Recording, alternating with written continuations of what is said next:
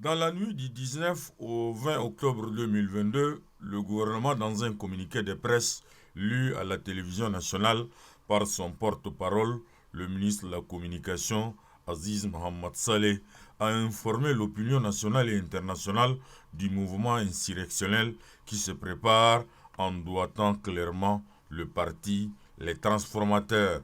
Un an après l'événement insurrectionnel, l'historicité est au cœur de toute dynamique.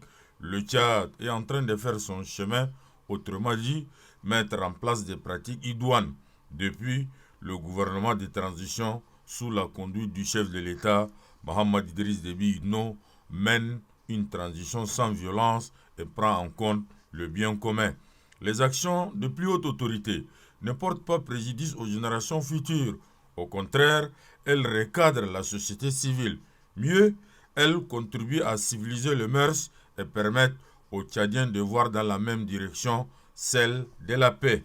Au lendemain de la manifestation lancée par le parti Les Transformateurs et face à l'intransigeance et au refus catégorique des organisateurs de maintenir la marche, les forces de défense et de sécurité sont intervenues pour rétablir l'ordre. Des arrestations ont été opérées dans les rangs des organisateurs de cette manifestation et la justice a dit le droit.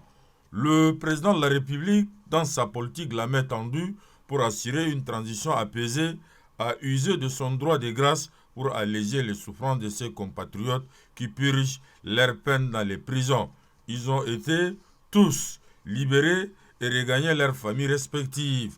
Il faut éviter d'imiter les chemins des autres sans tenir compte de nos propres réalités. La politique, c'est vivre ensemble malgré tout.